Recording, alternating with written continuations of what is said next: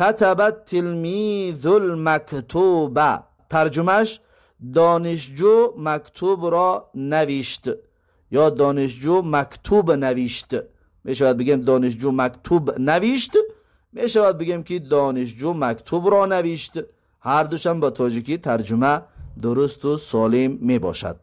کتب فعل ماض مبنی على الفتحة الظاهرة على آخره.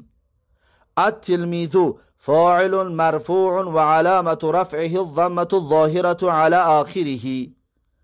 المكتوب مفعول به منصوب وعلامة نصبه الفتحة الظاهرة على آخره.